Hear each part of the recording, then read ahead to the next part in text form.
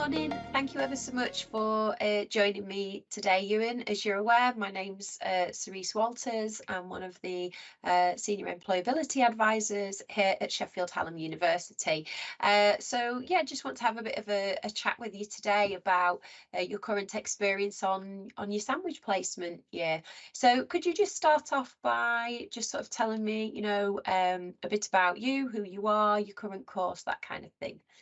Hi, I'm Ewan Stuart. I'm a criminology student, and I'm on a placement with a charity called Interchange. Okay, brilliant. Have you got any sort of particular career ambitions you might have got when you finished that? Possibly working more within the care sector and maybe victim support, or maybe the probation sector are interested areas for me in terms of stuff that links with my criminology degree, but not necessarily directly in line with the police. Yeah, sure. And in terms of the company that you've just said you're at, why did you choose this particular company? Well, they're a charity that are based in Sheffield that do a lot of work with disadvantaged young people who may have been taken out of their schools, whether that be for behavioural issues or perhaps they more focus on students that might have had a criminal involvement or that they think is an at-risk group for becoming involved in criminal activity once they get to age 16 and after year 11. So what we do is a good amount of the work that we do is working with them, bringing them into the building, sort of humanising them, trying to relate with them in what we can, having them involved in the different programs that we do, which just tries to sort of get them back on the right track in terms of making them understand why they were struggling at school, or what that situation might be at home, or what we can do to help them and get them sort of back on the right track by the time they get to the end of year 11. Fantastic. And in terms of sort of, I suppose, I don't know if there is a typical sort of day there with your role, but what kind of things are you sort of typically doing whilst you're there? Well, there's quite a wide range of stuff, which was kind of the reason why I went with them, where I got in touch with them as a place for me to go, because of this work with students. So let's take yesterday, which would have been Thursday, the 12th of January or whatever. So I sat down with a student for about half an hour in the morning, got there at 9 o'clock, signed in, sat with him for an hour. He showed me a bit of music that he was making. So part of the facilities we have is a studio where they can mix music together. So I sat with him for a bit, and then I went upstairs, checked in with the office, and I sort of go to a lady called Sophie and the head of the company called Brian, and just a typical day would start with going and asking them what there is that I can do for them. So for example, yesterday I was working primarily on a presentation, putting together a PowerPoint presentation on the subject of county lines, which is a big issue in this sort of area. So I'm going into a school with 2 members of staff at Interchange next Thursday to present that. So that was a bulk of my day, putting that together. And then, so for example, once we finish that, I'll do that next Thursday morning, and then the rest of my day will be writing a report based on that. So I've done a bit of report writing for them while I'm there on different programs and initiatives that they run, sort of after stuff, reports on what they've done. So yeah, there's quite a wide range of stuff that I can do in a day, but as you say, perhaps not a typical day. There's nothing that I do every day, I suppose. And what kind of things would you say would be more typical then? So I'd say doing quite a bit of IT based work for them. So just in terms of when the more senior, the senior members of staff have gone out and done a presentation, or they run a couple of programs in the building itself, where students will come in and do a range of activities in something that they call Make a Change. So people come in for the day, they'll be given a presentation about prisons and what it's like in there from a couple of members of our staff. that so we've had a few people that have been into prison, and the manager, which is Brian, worked in a prison for 15 years. So kids are given a bit of an insight, a first-hand insight into what that's like, and then they'll go to, we have like a film set on in the building, so they'll go and see like drama reenactments of a scene of somebody getting assaulted in a park scene, and then that person will move into a prison cell and they can sit and watch what the drama recreation is of that. So my sort of involvement is more so far, because I've had a problem with my DBS application, which has sort of hindered, it's been the main problem that I've had while I've been there so far. It's sort of hindered the amount of things that I can do. So it's more this going into a school next Thursday is sort of the first proper hands-on stuff that I've been able to do in terms of that. But so far it's been, a lot of report writing, a lot of gap filling with stuff, but it's still been, related to what I do and what my interests are. So researching various programs and lots of different stuff. Fantastic. And how did you go about sourcing your sandwich placement then, Ewan? And what kind of tips have you got for, say, current students who are trying to find a sandwich placement at the moment?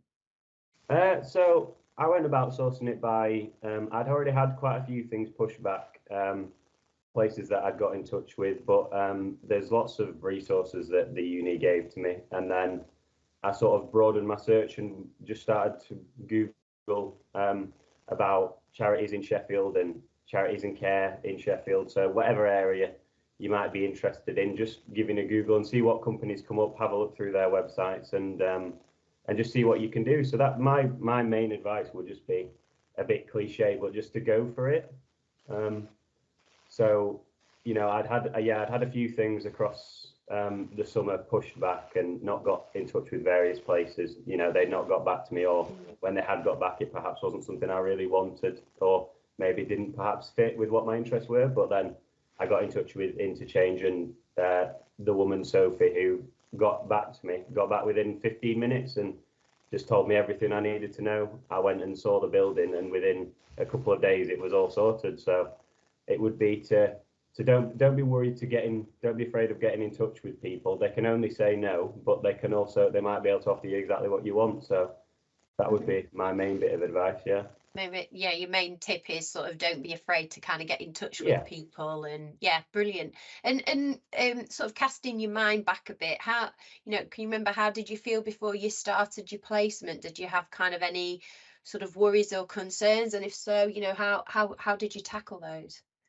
There was worries, the sort of more general, like typical worries you'd expect, just in terms of I'd been, at uni for the 2 years, and it's a really difficult thing to go into a work environment with a lot of people that I'd never met before, and whether there was still worries, even though, as I've now found out, and as when I got in touch with Sophie before, there were worries of whether it would be truly something that fit my interests, whether, but now that I've had a chance to work with some of these young people that come in and be involved in some of the projects, and it's sort of given me a good scope for what I can be involved in once I finish university and that kind of thing.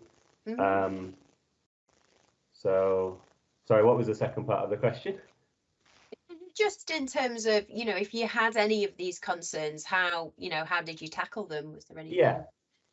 So just conversations with Sophie and Brian early on while I was there, sort of reflecting those problems that I just said then. So just sort of not to keep using the same thing, but similar to getting in touch, is that just talk about it. There's when I eventually got to my conversation with Keely, my placement advisor and officer, sort of talk to her a bit about those things, and just the people are there for you to get in touch with. So if you've got concerns, just talk about them. And they solved.